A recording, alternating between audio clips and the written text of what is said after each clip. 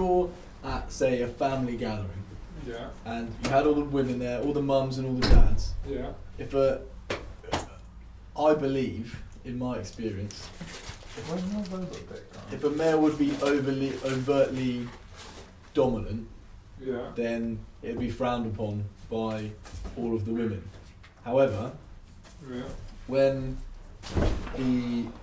and it's probably due to the power dynamic. Well, when the women are overly dominant to the males, it's all a bit funny, really. Yeah, isn't it? it's like you go boss. Yeah. But even like with the males there, they'd be like, "Oh, you gonna let your missus say that?" Like type thing. It's all a bit jokey. But if it was on the flip side, everyone would be like, "Well, that was a bit unnecessarily aggressive," or like. Well, it's because even though there's an understanding that because we're not in a society or an economy that's built on the strength of the arm, that because that's leveled the playing field for so many things, even despite that, there's still an understanding that men are physically superior to females in regards to strength. So that's why you had that dynamic of, it's funny to take the piss out of men because they're stronger than us, so it's funny. Whereas the other way around, you're like, you're making fun of someone who's weak. Someone being dominant, it's the big dog, little dog thing. Right? If you've got like a Rottweiler or a Doberman, it has to be really, really, really well behaved. Otherwise it scares people. Whereas if you've got a Chihuahua, it can be fucking going skits and barking at everyone, and everyone's like, it's harmless. So if a 5'2" chick comes in and starts being like, "Hey, I'm Mr. Big Dog," it's like, that's cute. Yeah, that's a rubbish point. If it all kicks off, the 6'5" guy in the corner would just rip her head off. Yeah. You also have the dynamic because some women, because they either are physically inferior or feel physically inferior, their natural weapon of choice is then sexuality. Yeah. So you use sex to manipulate and persuade, but then if you don't respond to that, I don't think that's a negative thing. No, it's not. No, I'm not saying it's negative or positive. I'm just saying that's what. I think that's what makes the world go around. Yeah, 100%. I'm sure Max loves that as well. Yeah, I'm rather fond of it. I'm just saying that if you then don't respond to it, you take that power away from them. They then have nothing. Exactly. That's the thing. Is you see it and you use it. But that's not necessarily. That's not saying that a woman without sexuality has nothing. I'm saying those who perceive they have nothing else to offer than sexuality have nothing. A bit like rape victims. Sorry to go so blunt to it, but they tend to only be able to like show affection by shagging people, don't they? Because it's traumatic reenactment. Exactly. Yeah. Well, I think that's something different, but I think it's extreme. That's the extreme. Sexuality as a weapon is a thing. Yes, for sure. Like a real thing. Right, that's for you, buddy, because we've only got one, because that one is going to explode. So, if you ever want one, it's all yours, mate. Well, it's all just on. I don't know, we already have. We pretty much already fucking started. Cool, let's go for them. Right, let's go. Hello everyone, welcome to me. Right, hello and welcome to this episode. Can we break the fourth wall? Fuck yeah. Is that allowed? Yeah, of course it is, mate. Is that allowed? Is it allowed? The fourth wall is when you appeal to the audience. Oh yeah. Yeah, we do it all the time, mate. We do it just to start. Yeah. Okay, cool. Anyway, hello and welcome to this episode 17 of the Just Discourse Podcast with your host, Monotone Max, and of course the man with the lovely name, Matt Della Harpe. Remember to please like and subscribe. That's the most important metric that pushes these content out there to everybody so they can listen to us talk shit all day. Right, today we are joined yet again by a very special guest, Max Brianboys. How are you, my friend? I'm great. He's got very different hair since last time he was here. Can you believe he was here 14 episodes ago? Was that long ago? Yeah. Were you episode 2? 3. Yeah, my maths is terrible. Mate, you're on a fucking business. Just 17. What's 17 minus? It's been a long day. But Max, so my understanding is you have recently become a professional synchronised swimmer. Is that correct? Yes, that's true. And my next big competition is coming up in Germany. Excellent. You can all see the live stream on YouTube at the Heidenschweitzer Aquarium They do the aquariums now. I don't know why. Instead of makes sense. Real thing. You've got a large body of you water. can go down. You can I think see it's like to that. save money. Oh, it makes Germans sense. are very. Really? They do like that. They're very Would an efficient. aquarium not be more expensive than a swimming pool? Well, because you've got an aquarium where you have a lovely balance between chlorine But people and salt. can look in through the side of the aquarium. Yeah, exactly. That's what I'm thinking. You get a better look, and it stops cheating, and you get to see the fish as well while you're there. Yeah. Mm. What about the sharks? Do they? So it depends on the sort of different categories. So Yeah. you've got, clownfish, stingrays, basking sharks, tiger sharks. Which category are you in? Sorry. Which category are you choosing? I was not in the basking shark. He's not in the category. basking shark. That one was scary. He was in the stingray one. So the thing is, he's got to swim above the stingray. Because Yeah. if they get above him, he's fucked. Is that how it works? Is that true? Because the bottom of the stingray, that's what Steve Irwin touched, was the bottom of the stingray, that's where the electricity is. And they shocked him to death. You don't know fuck all about That's stingrays, fuck do you? up, mate. That's They've not got- true. Look it up. They've got a Look it tail up. with a There's a spike stinger on on the it. end. Fucking Isn't that an pokes electric you through the eel? hide. Oh, was it not? No, No. no. That's I thought it was the case. I was very convinced. That's the part of that story that's not true. Yeah. The rest of it, 100. Yeah. I'm sorry, everyone. I've let everyone down. I do apologise. You're an intelligent chap as well. You've made me and Max look smart, then. What is the difference between intelligence and stupidity masquerading as genius? Don't know. Well, I'm an idiot, so I'm asking you. Oh, right, okay, yeah. I don't know. No. There wasn't going to be like a clever punchline. I'm That's just what I saying. was No, I was just saying. Fuck's sake. It's not going to be like what's the difference between try and triumph. Go on. A little of. Oh, that's a good one. It's a good one. See, I'm not Yeah, sure, it it's just gets like- worse. that is a good one. That's like a business dad. Yeah. Yeah. Exactly. It's Robert Kiyosaki if he's stoned. Do you see kids anywhere on your future timeline? Can you imagine yourself being like, "Hey there, little boy, I'm gonna teach you some stuff." Well, we're talking about our own children. Yeah, your or own just children, other not people's ones that you random- found. Just like other kids that were Yeah. wandering around. Yeah. Ones that you Boy, I've borrowed. got some sweets for you. Hey there, little boy. Yeah, you know which scenario it is based on the pitch of the voice. Yeah. If it's deep, you're a father. If it's high pitch, no. Yeah. I do have a couple of white vans, so. Do you? Your vans are all red. No, they're not. Not anymore. Yeah. You're Sorry, like, the I have a white new just for business. this. You're like, I have a new business, Matt. Yeah. If you put some money in, I could, teach you the ways of the warrior. Yeah, the ways of the world. Welcome to the real world. Yeah. My mentor was Jeffrey, Oh man, top guy. good old Jeff. Died too early, He unfortunately. did. R.I.P. Anyway, children on my horizon to get cereal. We've spoken about it before, haven't we? Mm-hmm. I would, I'd love to have children, and I feel it's selfish that we don't have children earlier Yeah. these days. However, I don't want to have children right now. Oh yeah, they fucking suck, don't they? Yeah. That's Yeah. the problem. It sucks the life out of it. Yeah. Of everything. And it becomes all about them. They're so fucking selfish. It's incredibly sad. And it's lazy as well because they're Yeah. born, and And you're it's- like, why can't you fend for yourself straight away? Have you It's seen deer? expensive, yeah, well, like a horse. Yeah. Giraffe, it just Oh. gets up and runs away, doesn't it? Elephant? They can outrun tigers when they're a baby elephant. There you go. Can they? No, Yeah, that sounds- was not true. no. That'd I'm be seeing a how many I fast can. elephant. I'll see how many I could slip in there. Yeah. Yeah. See if you can pick up on it. But you're obviously keen on that question, Max, so. No, I fucking hate kids. I hate kids. I work with them. I work with a lot of them, and I'm really good with them. You are really good with them. Yeah, like. Yeah, I've seen it. Yeah. But I hate them. Do you really hate them because? They're grubby and they're gross and they're Yeah. horrible. And if it's your kid, you've got to clean it. Yeah. Yeah, I it's don't good. have to do that. What I'm would gonna take it out in the garden, hose it down. Yeah. instead of like having a kid, why don't you just become a plumber? You deal with the same amount of shit. No, I don't want to do that either. It's the same reason I could never be in the army. Okay. Oh really? Because all the dirt, I wouldn't get it in my hair. The thing is that you do have a very respectable tash already, so they like you're hired straight away. You don't have to pass anything. You just can grow a good tash and you're in. Is that what you need to be in the army? That's it. That's all you need. Yeah. I don't know how my friend Nathan's got it because he's terrible at growing facial hair. Or a Queen regroup band, whatever they're called. Huh? What are they called? Like A tribute band. a Queen tribute act. Oh, you just dress as that and you get in. I mean, As in, he'll get in the tribute act, or being in Yes. the tribute act will get him in the army. No, the mustache will get him in the tribute. Yes, I agree. Yeah, 1, 2, 3, 3. My singing voice won't give me the singer into the. No, you could do it because you could just, if you just had like a little portable voice, just put it around your balls. That'll help you reach the notes. Oh yeah, that's a good idea. Yeah, That's all Freddie did.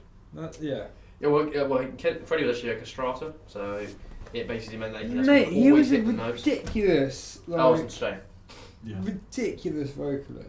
He's a brilliant artist. isn't he? Rod Stewart. Yeah. Rod's still going. Rod's still fucking going. Who else was up there? Would you count Steve Tyler? Potentially. He had a ridiculous voice. Yeah. Axl Rose back in the day. I wouldn't say he was one of the real greats. Vince, I can't remember his surname. Vince Neil maybe. Motley, no. Okay. Now it's the opposite end of the sound spectrum, but Tom Jones. Well, like, if you're gonna do that, then you would be like Barry Manilow or something. No. Barry White. No. Barry White. Etta James. She gets on there. Yeah. Best Whitney. Ever. Whitney. Yeah, Whitney's goes in. Yeah. I'm not a personal fan, but on the same metric, I'm it's a got Whitney to be. fanboy. Really? 100%. Yeah. That is shocking. No, That you like Whitney. I know. Sometimes I'm driving down the road and I realise how loud my Whitney music is when I pull up to the lights and everyone's looking at me and I'm like, yeah, that's I'm listening to this song. Fuck you bitches. Yeah. Love it. A white boy in a 4x4 blasting Whitney. There you go. It's got to be done. Got to be And done. no one expects it, so that's why it works. That's true. Yeah. Because it's preceded by like Biggie, so you know. Yeah, the next song is like 50 Cent. It's Yeah. like, Yeah. Oh, 50 Cent's a fucking bad boy. He is a bad really boy. cool. now, He's he's made playing in November, and I managed to get some tickets, baby. Where you go? O2 Arena. Nice. That was going to Very be nice. fucking sick. Is that when you did your country thing? Yeah. Nice. I did country, that was awesome. I'm leaning way more to that day by day, mate. It's weirding me out. To what? More country. Country's country. good. Yeah, just day Yeah, by. I never thought this would happen though, because Mm. I've always looked down and disdain with country, and now I'm like, why? Because it is good music.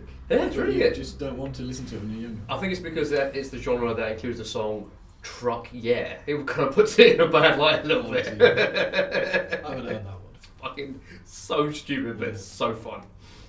It's like you go to bluegrass and they're just playing banger after banger of country songs. I don't know what they are, but they all sound awesome. Yeah. Mate, bluegrass guitar is the hardest thing, like flat picking.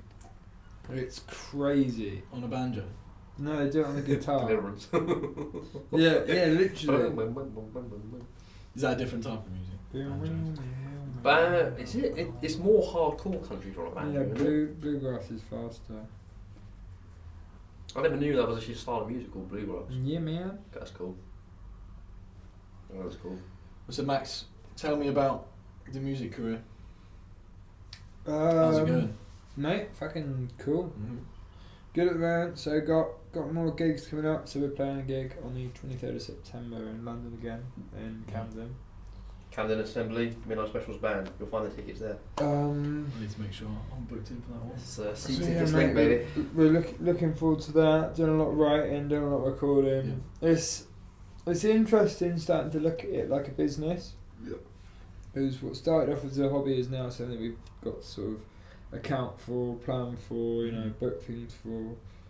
So it's it's going really well. But we just keep getting bigger and bigger and bigger things. It must be great fun to see that progression, especially when you started from, I guess, just a bit of fun for you guys because you like playing music, and then you start getting these bookings and you get and more making bookings. more and more money, yeah. and it's crackers. What I'm interested to see is when the seeds that we've laid grow fruit. Yeah. So like the gentleman I was telling you about that we met at Henley, he came back to us and was like, oh, not right now, because he's put it out and no one's buying. He says, but everyone has the same thing which he agrees with, which is its potential, so you just got to stick with it. Yeah. So it's just where we are on the journey, because let's fucking face it, we're not even a year in, mate. Yeah, exactly. Which is So it's crazy. just keep powering forwards, keep after it. But yeah, it's just bigger and bigger and bigger gigs and bigger shows. It's fucking And the beauty of it is that you do it for fun, or I'm assuming you guys started it just for fun, and then someone asked for you to give it a go, and you're like, oh, fuck it, why not? Why not? Well, dude, and it's fascinating as well. It's really just occurred to me now. We can actually compare like for like gigs. So we played a gig on Saturday in Wokenham. We last played that venue 24. Did I miss that one again? Yeah. Sorry, we got another one 2 weeks from, and then we're back there. I like Wokenham. That's where I want to go. Yeah. No, I don't want to see you, but mate, you need. Oh yeah, that's fine. Yeah, just walk around. It's cool. So we played that venue at the end of September. We played it again on Saturday, and we spent ages with the ad campaigns. Got like, yeah, we're doing this here. Come see us. All that. All sorts of gimmicks. We turn up. 7 people turn up. We're like, cool. Challenge accepted. So by the end of the night, we converted the whole fucking pub, and it was madness. It got to a point where Max was like, I can't play anymore. So he put the guitar down and just jumped in the crowd with everyone else. And it was really fun. fucking awesome. Really fun. It was, but you know, we got trapped. People kept bringing us beers. Yeah. Oh, mate. It was brilliant, man. Just coming and just putting them on our amps. It was like, nice! But compare that to that exact same venue, however many months ago that was an absolute shite in comparison. Yeah, oh, absolutely. Absolutely. Yeah, and it's what, 9 months ago, something like that. Yeah. Oh god, we just start getting so pissed when we play gigs. We get so drunk. Why? You killed it. Played this. There's this song. It's part of being a rockstar. There's this song that Rob and I play when we get a bit fucked up. Oh, and it's called the Spider Song, and it's about there being a bunch of spiders crawling around underneath your skin, and you wanted to get a doctor to cut them out. And then put them back in again. And then after you cut them back out, you put them right back in. He's like, "Oh, doctor, can you help me, please? It's just really soft, I got quite these soothing. spiders living inside of me." So it's like a country little limerick. Yeah. It's just Yeah, like that. But so we started playing this stupid song, but for some reason everyone like sort of telepathically like linked in, and it's only one of the best rock and roll tunes we've ever played ever. It's 2 things. One is it started off really slow, and me and Kay were like, for fuck's sake, because they do it as a gimmick, and then we were just like, and then it just like sped up, and by the time we got to the chorus, it was just like, we're basically playing like a fucking Sum 41 beat to this song, and we're like, what the fuck? But then the nuts part of it is that him and Robbie are singing it, and then the crowd are singing it back at them. Oh man, like, it was so stupid. Like, word for word. Like, we were like, what the fuck? It was like, I got spiders, and everyone's like, I got spiders! That was brilliant as well. You get the crowd going like in that manner. Oh, it was so dumb. And then we finished. Is it loud enough? It was so stupid. Yeah, I can do it later.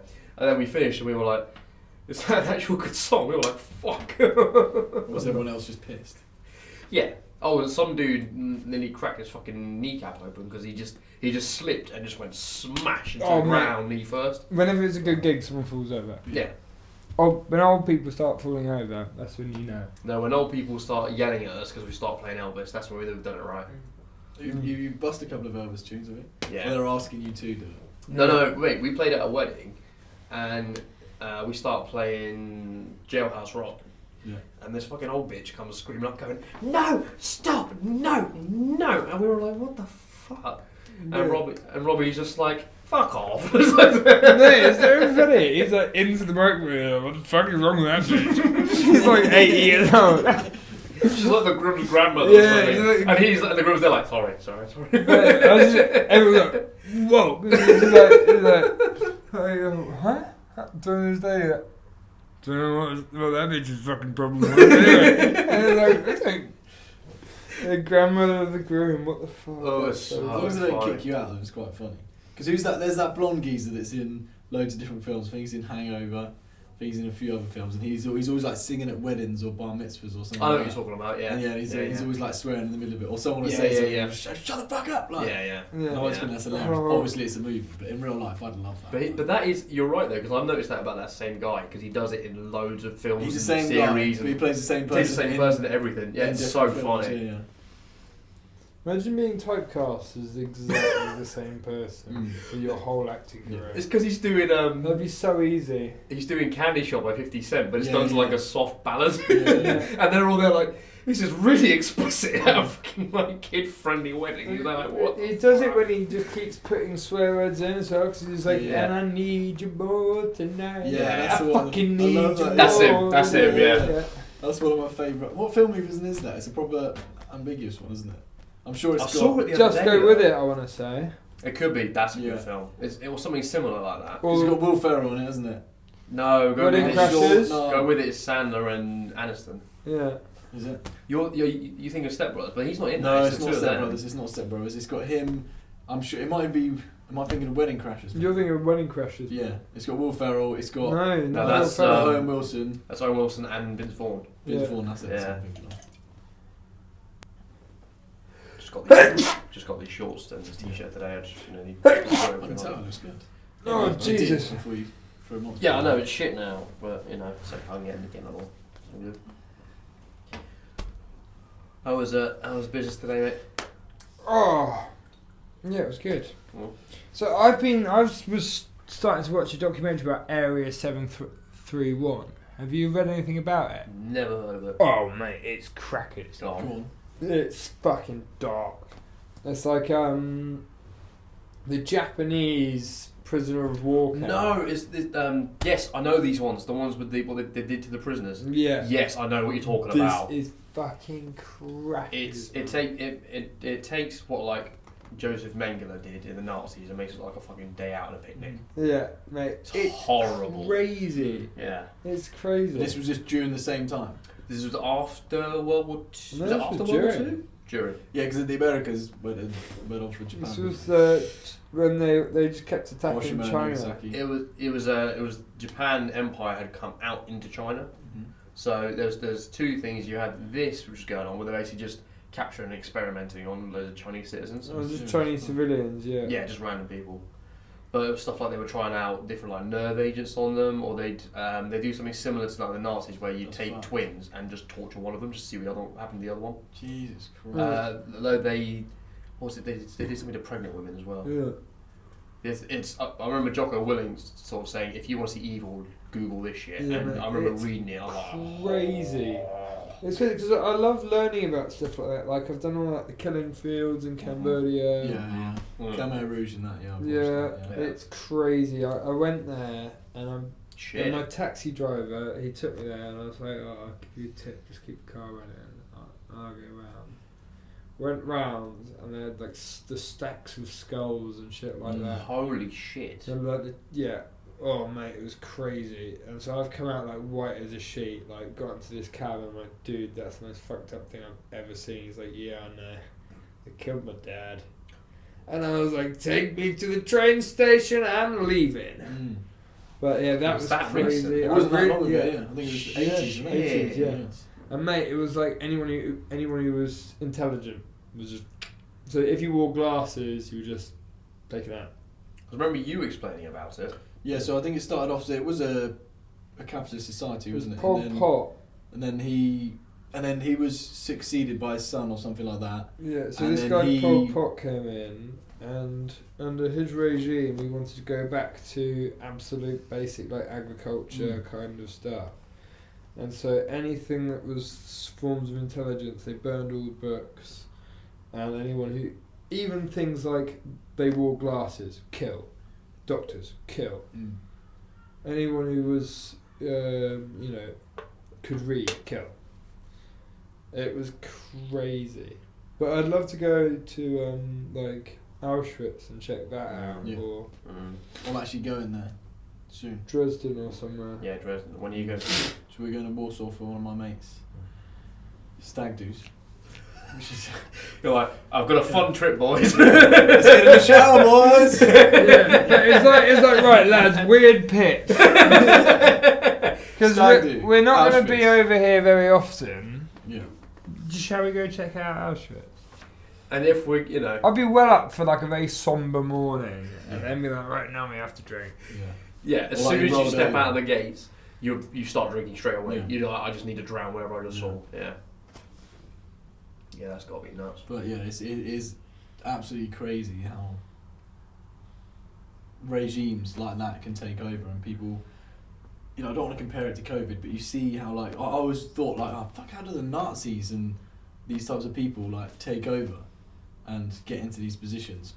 I thought, most people would stand up and do something and say something about it.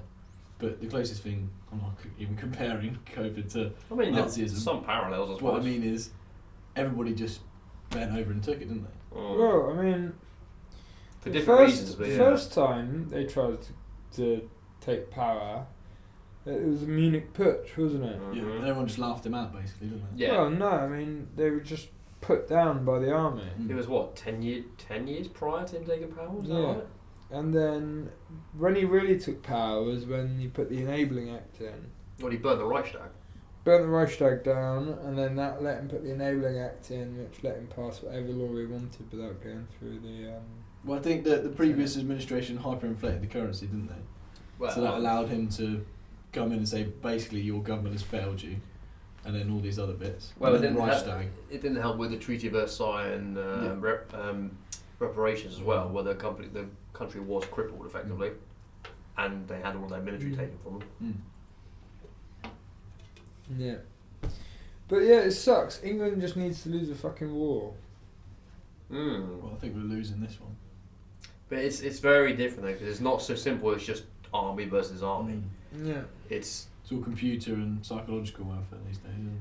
Yeah, and it's we're sedated into not caring or knowing what's going on. What do you guys know about Ukraine? That's what I was about to say next. So, this is just a theory completely created in my whole brain, but from bits of information that I've picked out. Now, how do we know? You know how we're sending billions to Ukraine, right? Mm-hmm. And there's nothing more that that Russia would want than to take over the West, right? Mm-hmm. Now, how do we know Ukraine isn't in cahoots with Russia? Oh yeah. And we're just giving everything to Ukraine, they're giving it to Russia, and then they're going to build up all their infrastructure, etc., etc. And then one day, bang, they've got all the power, they've got all the money, created all the infrastructure, then they've got the power, and then they're going to come flying, basically. Yeah, I mean, there's a lot of Ukrainian refugees. This is pure speculation, by the way. Pure speculation. Well, we don't know is the answer. Yeah, but I mean, I think we can take quite a good guess that that's not it. Because, you know, the first-hand accounts from, like, Ukrainians, like, you can't dismiss them. Because I just know that I've got a few around my shop that I talk to, and apparently it's fucking crackers, man. Don't get me wrong, I believe the warfare is going on there at the moment. You don't know whether it's just like a false flag warfare. Yeah. A bit like yeah. those towers that mysteriously fell down. Yeah, oh yeah. The planes definitely hit them. Yeah. We know that, and lots of people died. Mm-hmm. But that's how you make it believable.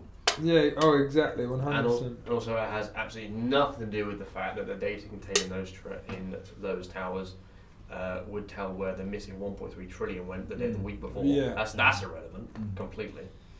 Yeah. Yeah, the Ukrainian thing, the how and why it all started is where the shaky business is. Because it basically is everyone's fault when you think about it. Yeah. So wasn't it in 2014? 13. With the coup. Yeah. You know, Trump was the only president out of the last 5 presidents where Russia didn't invade anywhere. Really? Interesting.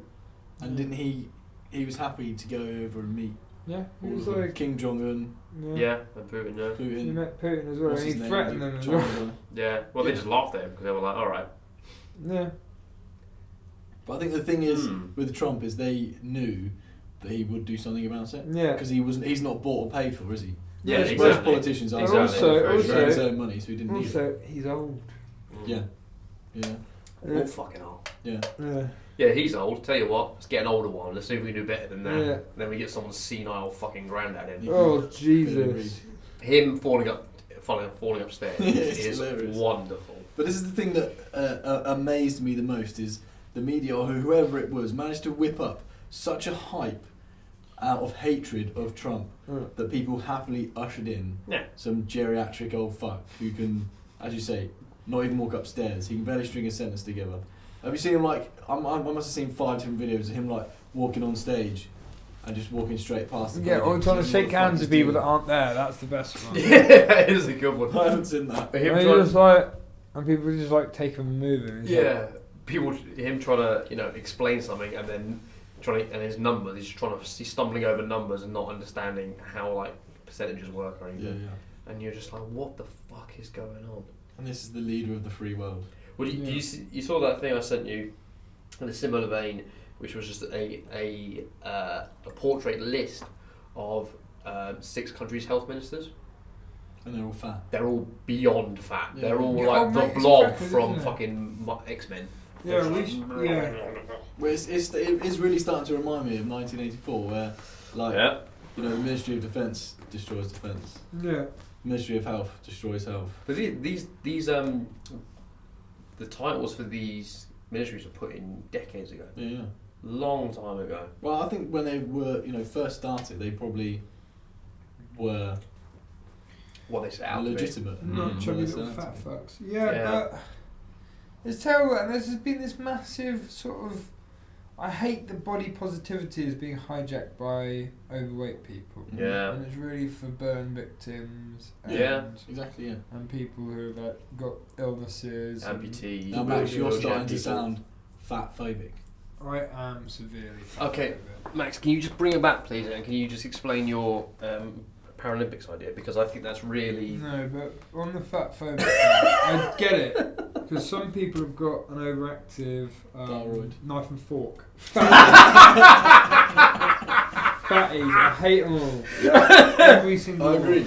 I'm with you, brother. Yeah. But it's like the Piers Morgan thing. Have you seen him? I can't remember what he was on. It might have been Good Morning Britain, whatever he was on before. And he was with like 4 fat ladies and his other presenter. Yeah. And then the lady presenter asked the women, so, what is the best way to lose weight or something? And Piers Morgan just cuts in and says, eat less food and do more exercise. And they all like fall to pieces. Yeah. As if to say like he's come up with the most ridiculous statement in the world.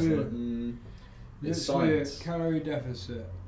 Although we know science these days can change. It's not fixed. Well, as Max is very and well also aware... you don't have to account for feelings. Exactly. As Max is very aware, or as he postulates, nutrition is a myth.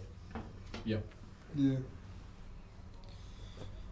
I mean, I do agree. It must be extremely frustrating for those people that eat something and they put the weight on straight away, and then you deal with people like us, and we can eat what we like. Well, we say that, but it's just we probably don't want to eat that much. That is very true. If you actually, I don't eat masses. The people that are like, oh my god, you can eat whatever you want because you can see me eating a donut. It's like, yeah, I'm having a donut, not 19. Yeah. You morbidly obese monster. On top of the 19 you had for lunch. Yeah, exactly. It's like a diet doesn't have to be salad all the time. It's just, oh, what's my goal? Lose weight. Okay, we'll just eat more food and less calories. Yeah. Done. Or do more exercise. Yeah. Do you know what I mean? If you eat 10 donuts and you work off those 10 donuts, you're fine. Sick. Yeah, because the majority of the cases, the people like us don't stay that way because we just happen to look like this. We put fucking effort into it. We're active, yeah. Yeah. Not even. That's probably just because we don't eat that much. Or a combination of both. No. Because I don't do massive exercise. Thank God, because you're really annoying when you exercise, even a little bit. Yeah. Because you just get jacked within like 2 weeks. Yeah, it's brilliant. Do you think it has something to do with like muscle memory and you're doing gymnastics now when you're younger? Maybe. I assume so, because I get in really good shape really fast. Well, I get in really bad shape really fast as well. I'm going to step up for Max. That's definitely what it is. Yeah, it's the muscle memory, because you train like an absolute animal. And when you do choose to do anything now, it just comes back on like that. Yeah, because I either do it or I don't do it. Yeah. Like, I either train... I mean, those are the only 2 options. Yeah, it's almost like I saw a Mike Tyson video where he was talking about his ego, and I was like, that's exactly it. Because as soon as I start, it's not like, oh, I'm just going to do it a little bit. It's like, oh, I'm going to fucking do the best. I'm going to... Yeah. Well, because it was a few years ago where he was just like, I'm not going to start doing pads or anything again because it's going to awaken the beast. Yeah. And you're like, and then he started doing... running, wasn't it? Yeah, he started doing something, and then he was just like, the gods of war have spoken, and he's just at it again, and you're like, oh no. He is a crazy motherfucker though. I didn't realise, but I've seen a couple of videos recently. I think there's one like of a woman or a lady, or whatever you like to call it. A thing. Yeah, was interviewing him, and he was basically like, I'm not going to talk to you because I only talk to women if I want to fuck them.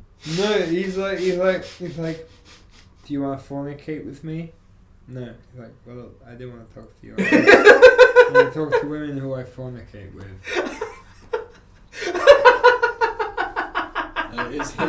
It's like, what the fuck? What the fuck is that? Yeah, it's crazy.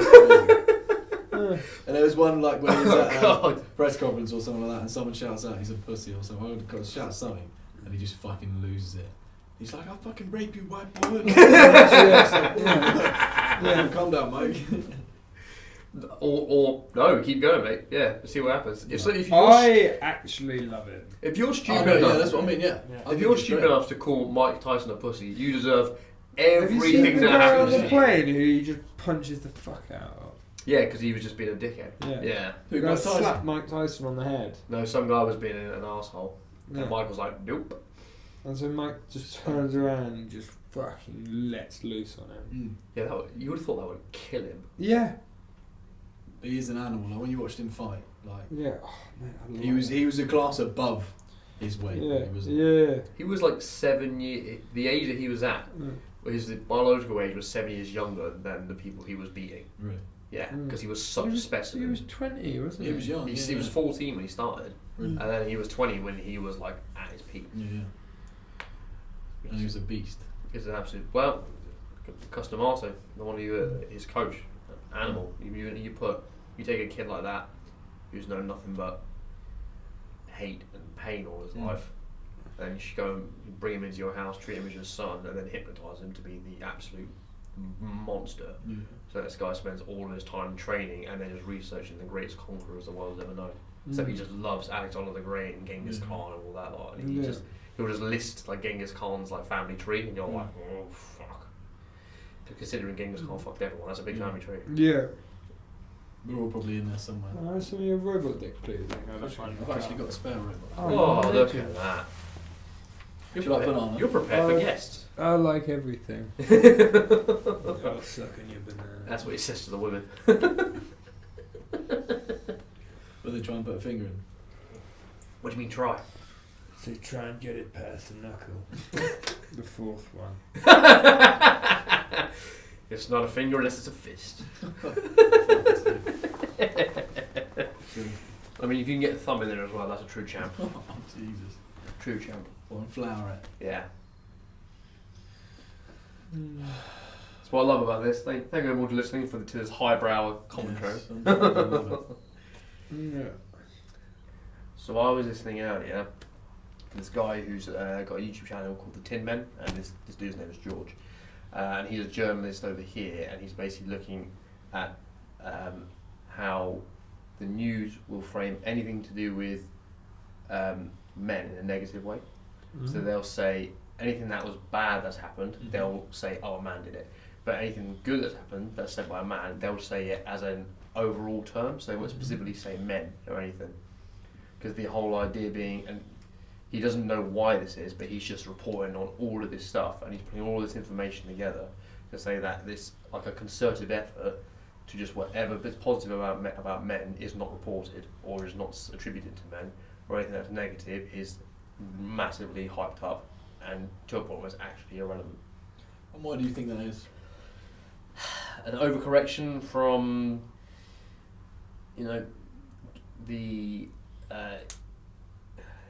since giving women the vote, the Equal Rights Act, Article 9, all that sort of affirmative action. I think it's an overcorrection from that point.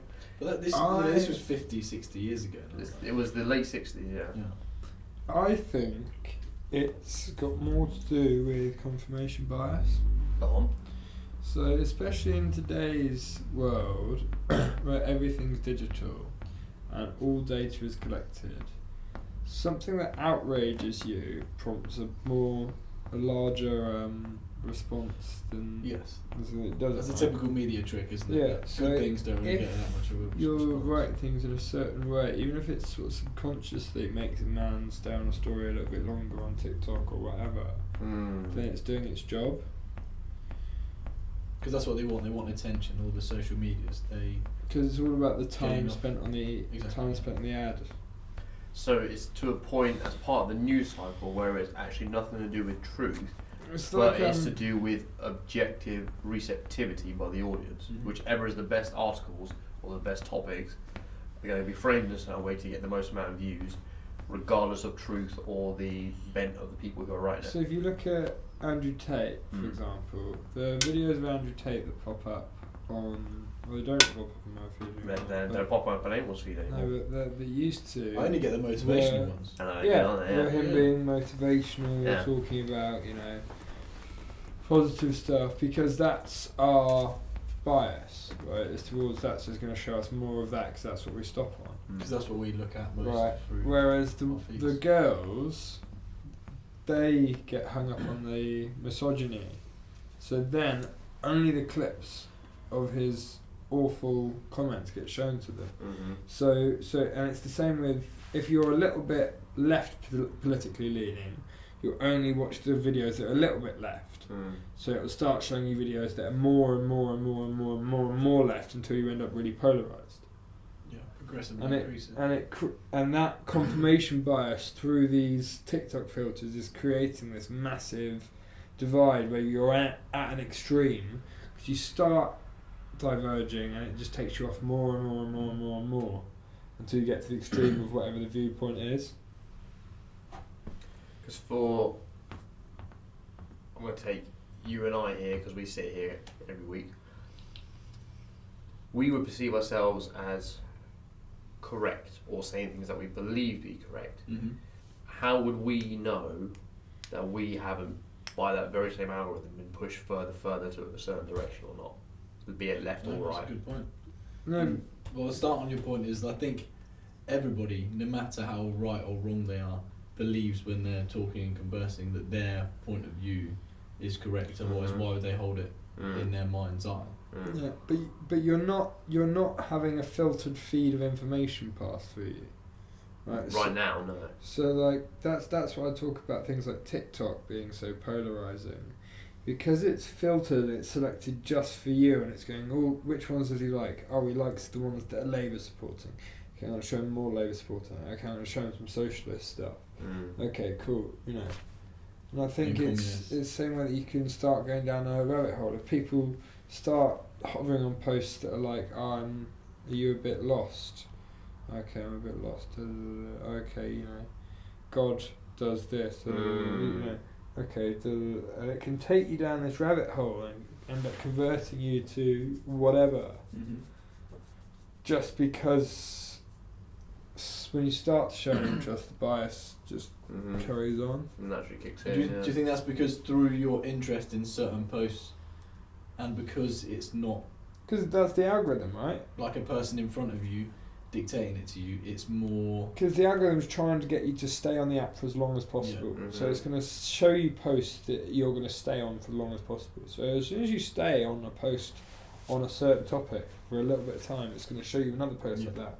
Because it's like, oh, okay, well, if today I feel like that, I'm a little bit racist, and I start coming across a couple of racist posts, and I'm like, God damn, yeah, I love that, and then it's like, oh, more, and I'm like, God damn, I love that, and I've been there for an hour. Yeah. Then suddenly it's going to be burning crosses and all sorts.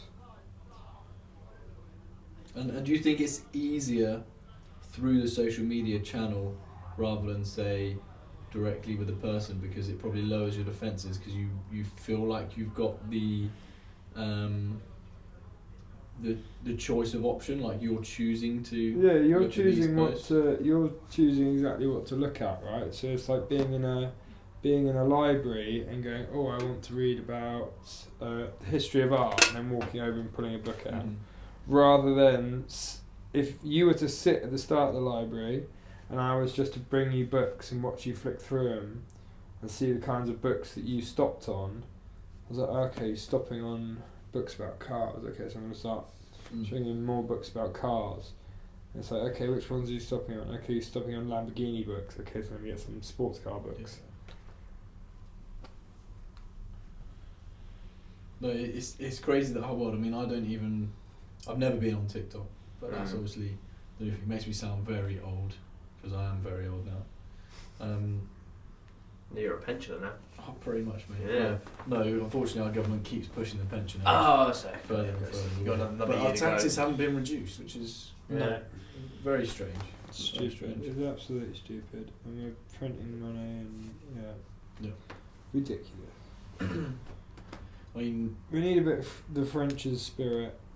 well, that's the great. There's still riots ongoing now, isn't it? Which I believe started because they were trying to raise the pension age. No. This has been going on like 6 months, maybe slightly 2% less. tax or something? No, so they tried to increase the retirement age from I believe they're still quite low. I think they tried to increase from 72 to 74. No, Everyone lower just than lost that. their shit. Is it lower than It was that? way lower than that. Way lower than that. I think it's like 55. Is it? Let's have a look. Fucking hell, fair I play. think it was stupid low. I remember ours being like 57 at one point. Yeah. 57. I remember that. Fucking hell, my dad would have his pension by now. Yeah, same here, mate. Let's have a look. What was it you saying last time, Max, about you could claim it earlier? If you convert it to a personal pension. Jesus. So the retirement age is 62. Fair play. Minimum retirement age is 62, yes. I believe they tried to increase it from 62 to 64, and everybody just lost their shit. I like that. That's it, yeah. France raised the retirement age from 62 to 64. French President Emmanuel Macron has enacted controversial new reforms to raise the retirement age in France from 62 to 64. And everyone's just lost their shit. Why would they want to increase it to 64? Because they haven't got the money to be able to pay it. Ah. Because of the way the governments print money these days, devaluing your money. Obviously, you're going to explain this far better than I, but they print lots of money, devalue the money. Hyperinflation. So the value that they have to pay you is increased, is that correct? For inflation, but they still haven't got it because they keep spending it on other stuff. So your pension is worth £5,000, right? And £5,000 will buy you 5,000 cans of Coke, right? So and the government has £1 billion, right? Actual £1 billion, right? And they just print another £1 billion. So now your £5,000, which is your pension, buys 2,500 cans of Coke. Got it. Yep. I think that's similar, along those lines. And for that reason, it's devaluing what people's pensions are, and so to try and avoid it, they're increasing the age. Of your money. Increasing the age, so they got to pay it to them later, hoping that within those 2 years, a lot more people are going to die, which means they haven't got to pay out as much. Because a pension is a Ponzi scheme. Yeah. One of the best Ponzi schemes, Yeah, and so it's everyone pays into a pot, and they say we'll pay you back with interest, and they're just hoping that more people keep needing to sign on to keep the payouts going. So if people stop having government pensions, then suddenly the government won't be able to pay everyone, which is why the population needs to keep increasing. So they can still keep adding to the GDP of the country. So that you can pay for the ageing population. Which amazes me when we know those facts, is that there is this whole depopulation agenda, if you believe there is one. Because you think, to me, we've discussed it before, it only makes sense in... What do you mean depopulation agenda? Well, so both Boris Johnson is quite famously said, I think since he was 20 or whatever, the population was 3 billion, and then it increased to whatever, now it's 8 billion. So there's too many people on this planet. Yeah, there is. We need to do something about it. Now, funnily enough, he was the Prime Minister when COVID happened. And I don't think it was Prince Charles, I believe it was, what's their founder's name? Who's dead? Queen's husband? Philip. Prince Philip. He quite famously said that if he were to be reincarnated, he would want to come back as a deadly virus to wipe out loads of the population, which is just a bit of a strange thing to say. Coming from him, that's not unusual coming from him. Mate, one of the best videos I've ever seen is when they're sat in that ready to have their photo taken, the guy's fanning about, so he's like, just take the fucking photo. Yeah. Such a little prick, isn't he? Oh god, but yeah. But again, as you say, that's how the Ponzi scheme, which the monetary system that we exist in these days is not backed by gold or backed by anything. So the only way it works is for more people to increase the population, so everybody keeps working, keeps paying more tax in, etc., etc., etc., in order to pay for everything. Do you know what I think we should put in? I think you should get more support from the government for your first child. And everyone should get that. I think that support should be taken away when you have your second child. And then when you have your third child, you incur a population tax. God, this kind of sounds a bit like China. It does, yeah. Yeah. And so that way, if you make a mistake, or you're a young person, you've just had your first child, you get loads and loads of support and money and stuff like that. You can't make a mistake twice. So on your second one, it's like, okay, well, that you've decided to have your second child now, you should be financially stable enough to look after it. You're on your own. And when you have your third one, it's like, okay, well, that you've just been put up into a higher tax bracket, because you must be so adept at looking after them that you can pay for population increase.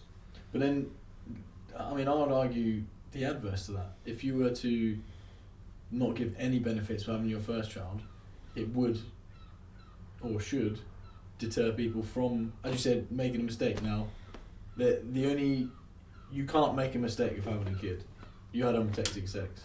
That's it. We all know how kids are made. That is the mistake. They don't come in stalks, and get dropped off at your front door. Yeah. I was. You were, okay. So you've never barebacked a girl? Oh, 100%. Hang on, there are other ways to have sex? And you've barebacked a girl as well, haven't you? Oh mate, I've got my ex But pregnant. I would deal with the consequences. And I barebacked a girl. But it's a mistake, right? 100%. 100%, no questions. And we all played the danger game when we were doing that. Yeah, exactly. Cause and almost every man has played the danger game. Yes. But if we didn't have such things as birth control and all those bits, you would think twice about doing it, would you not? Several times I've done it when there's no birth control involved at all. Yeah, he's drinking and just fucking go. Oh, stone cold sober. Yeah. I was just 18 and stupid. Yeah. So. Which then resulted in a pregnancy, so I had to sort that out now. Yeah. So it happens, man. That was incredibly cavalier. I do apologise. So if when it does happen, you don't want that baby growing up into a little crack den. No, I do agree with that. You at least want it looked after. It's not an easy context. Yeah, but I think there does need to be some kind of population reduction. Do you know what I mean? But what that would achieve, then the Ponzi scheme would collapse, guaranteed. Yeah. And then everybody would be fucked. I think in that sense I'm kind of like right leaning, where I'm like, look after your parents. Yeah, you should do. We've discussed it before. I think a lot of the Asian communities, I think they do it right. They all live in one house. And then invest. They all put all of their income into that one household, and then they all buy separate investments or anything like that, which then further perpetuates the and then they will drive increase. fucking Ferraris and they all got Ferraris and stuff like that. Because they all pay for and they can all look after their families. Because they pay for a pool of vehicles. Yeah. And you're paying one set of council tax, one set of water bills, one set of mortgages.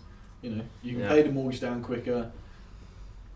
It's various different benefits to it, whereas obviously we tend, I don't know if it's a Western thing, but it tends to happen more in the West, is we tend to all live in our separate houses, we all pay our own separate council tax, we all basically vote ourselves into poverty. Yeah. It certainly is a point where because we are a individualistic society versus a collectivist one, where the collectivist, it's everyone together, whereas there's pros and cons of both.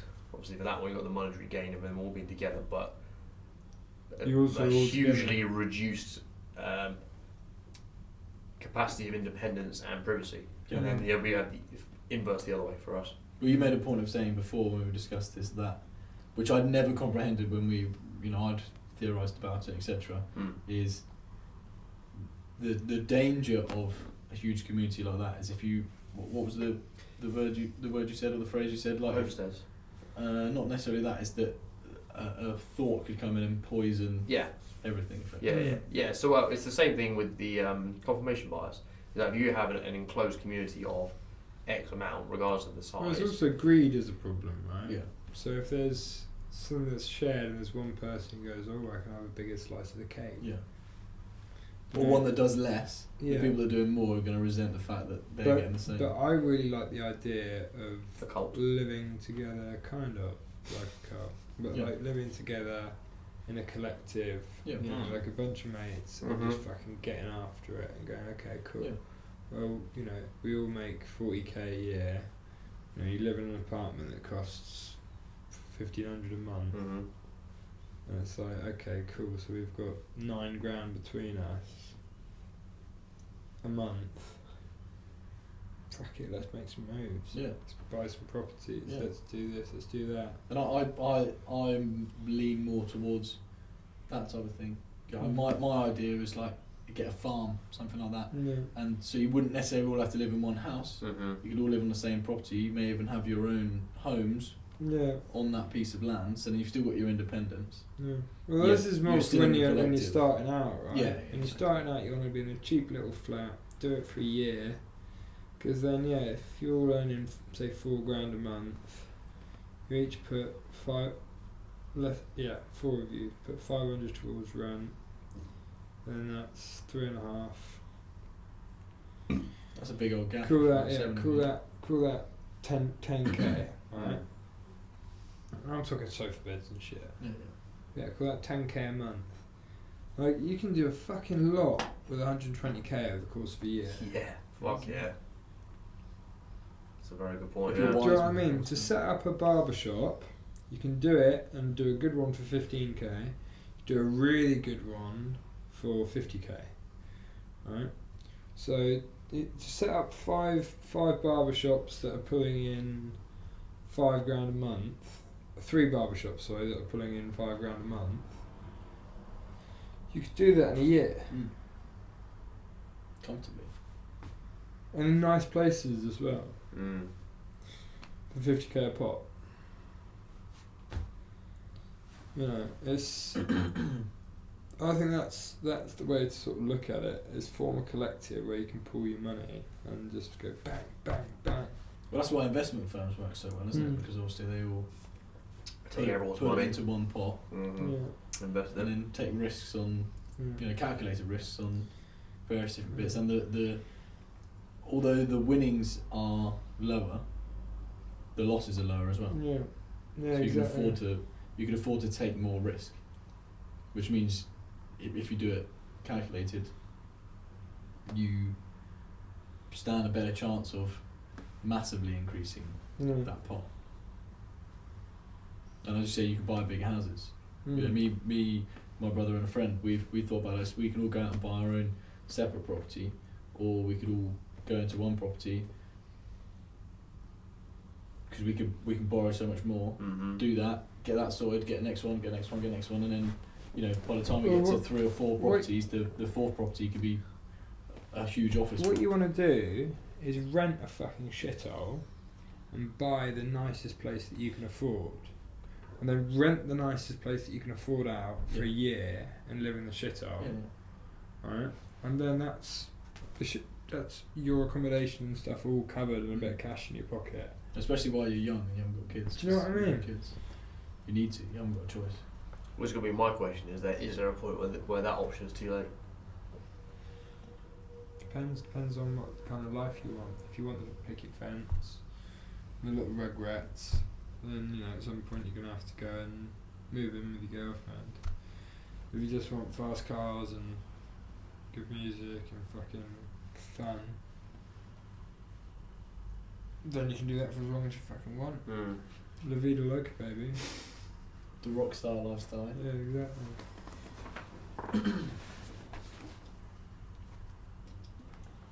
So this is why I like hanging out with both of you guys.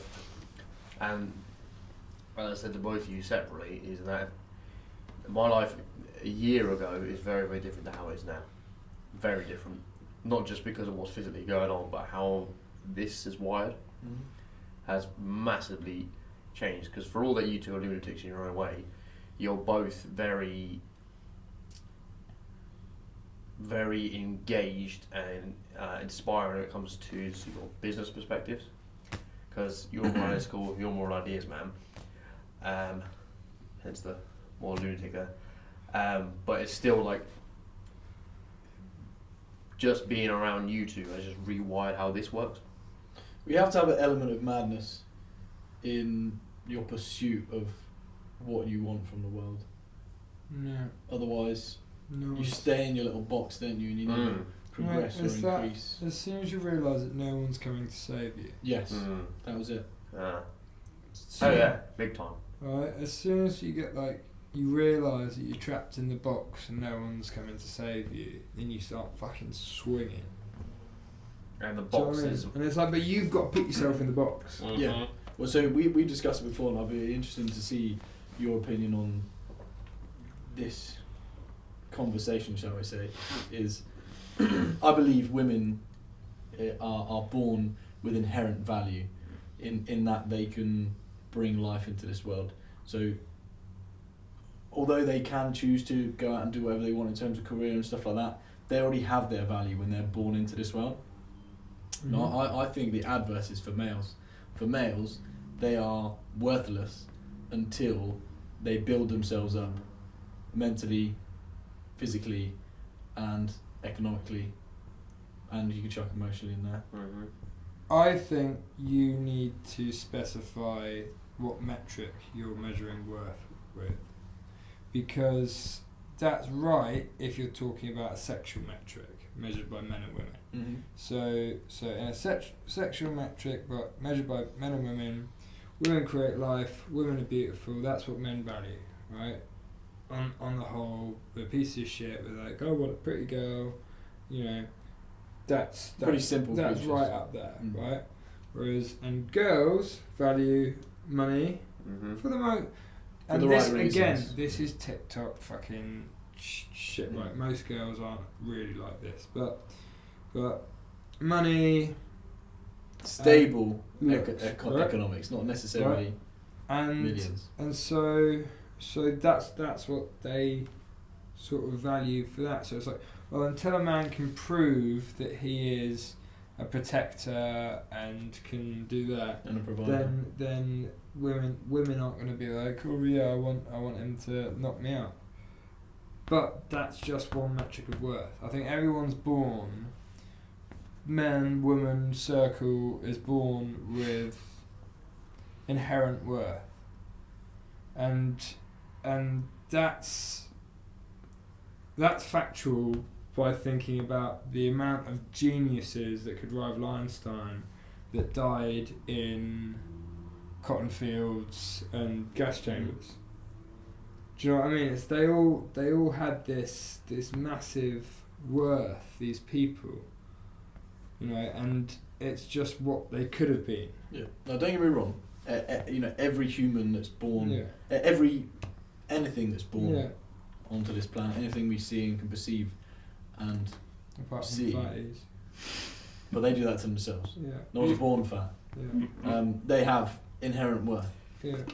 My point being is that a male needs to create that for himself. Yeah.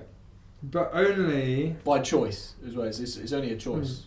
But only. Because you choose to be smart. You choose to be. But that metric of worth, which is like a man has to prove his worth. It's only proving his worth to a mate.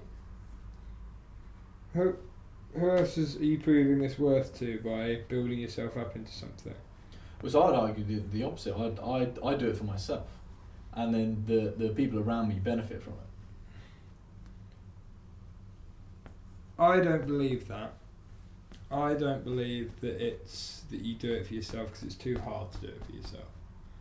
And so it's always like your reasoning, like something that makes you work really hard in your business. Mm-hmm. Do you wake up and go, I want to make more money so I can have a faster car? Or is it going, do you think about your girlfriend?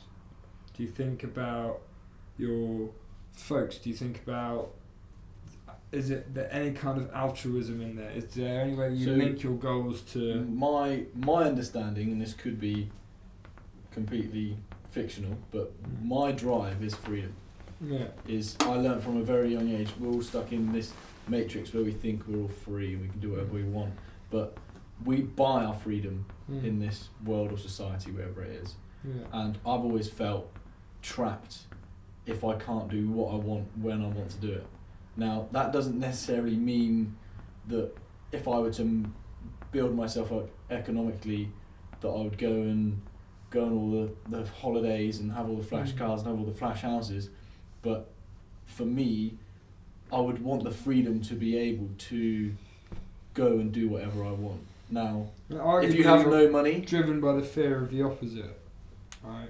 Because fear is quite a strong driver, isn't it? I think that is 100%. Yeah, so it's the fear of the cage. Rather than being like, oh, I can see the green fields and I want to run towards them, so I want to run away from the cage. But that's a really strong motivator. Do you know what I mean? It's because that's sort of fight or flighty. And it's not necessarily a bad motivator either. Well, you get a lot of people that build themselves up economically, and I think at first they probably think, oh, they want, as I said, all the nice houses and all that type of stuff, and then they get to that point where they've got loads of money, and they never have to work again, and they end up just like chilling, still doing all the cheap things, blah blah blah, but knowing they've got that safety net if anything were to go wrong. I think that's more what I look forward to is having the ability to do whatever I want. And I probably would just carry on doing the same thing. But when you've got the freedom of choice, whereas at the moment I don't feel I have the freedom of choice. But that in itself is a choice because you've decided to put yourself on a path that is difficult right now because you're in the building and growth part of it, and you have chosen to do something that is entirely upon you as a business venture because you want to take a risk now and a risk in time, in money, in sleep and effort to then build something for yourself in the future. Also, you don't have to do that. You could have chosen a really cushy job working for a fucking insurance company doing a job that has a really long, complex title that doesn't actually do anything. Which would be safer, but your brain would turn to soup. Yeah. Well, I think I'm glad you mentioned risks. There's risks in everything you do, isn't there?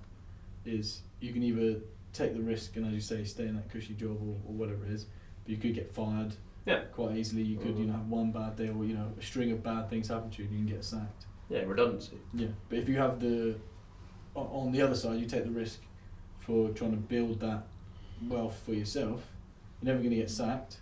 But again, you can still fuck things up and lose clients, etc., etc. But then it is 100% on you. Then you are 100% in control of that destiny. Yeah. But risk is, without risk I'd go fucking mad. Yeah. I agree. Well, it's David Goggins things, is you can't enjoy anything until you've been to the lows. Until you've experienced the lows and the hardship.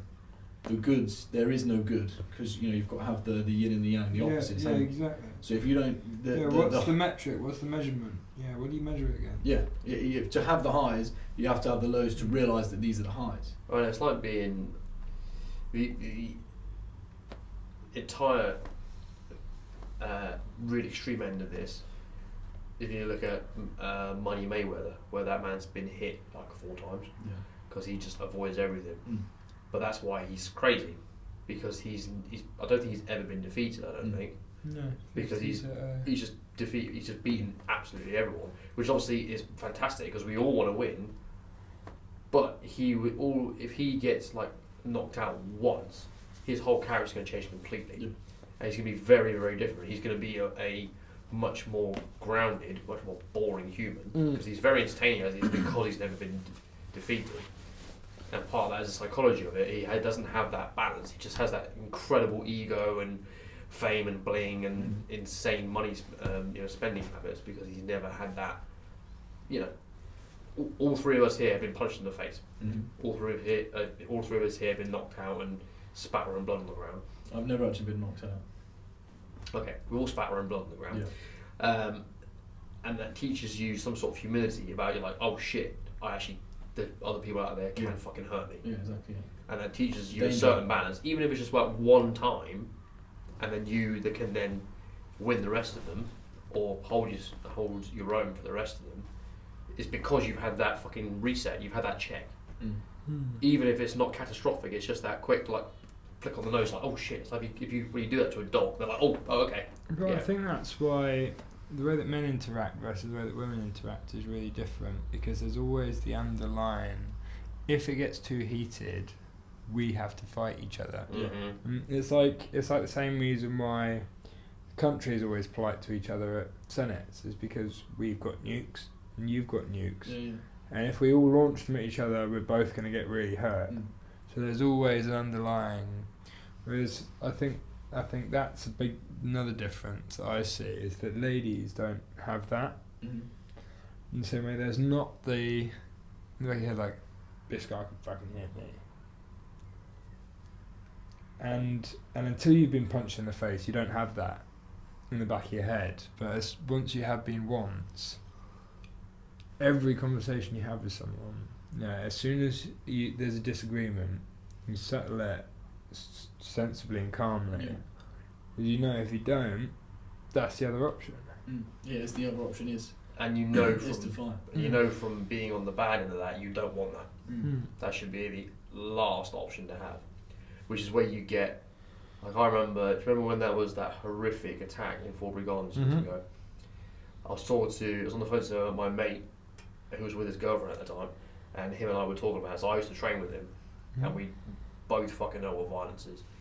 I hear her on the call being like, oh, I would just punch him in the face, and we're both like, shut up. Like, you don't know what you're talking about, because A, he's got a fucking knife, and B, you can't just advocate for violence. You can't do that. That is just wrong on so many levels. You can't just say that, because it's not as simple as that. Yeah. Because you can punch him in the face, great, but that's either going to piss him off and then he's going to kill you, or you can punch him in the face, knock him down, and he brains himself on the ground, now you killed him.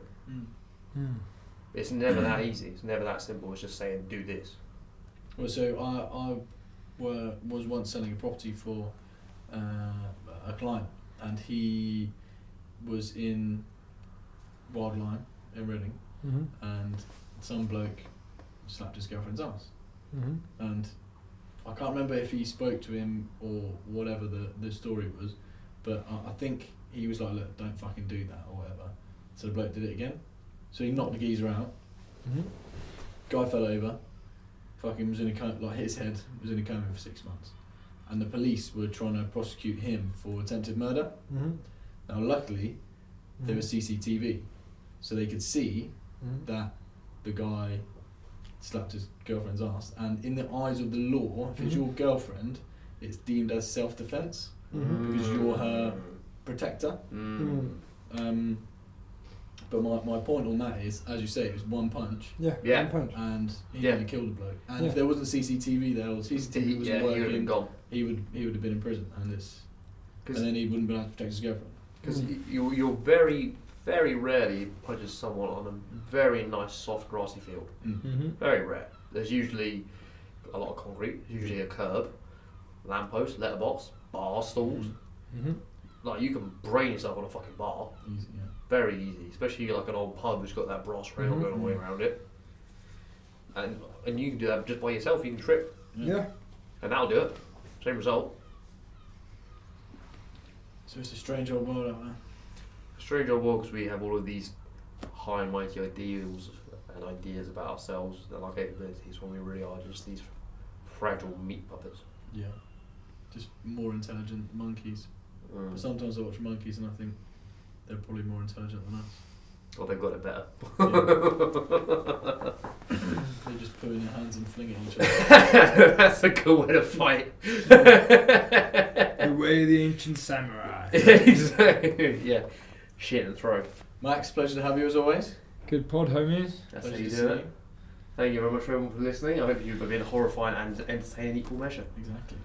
Remember to like and subscribe. We'll catch you on the next one. We'll see you later. Peace and love.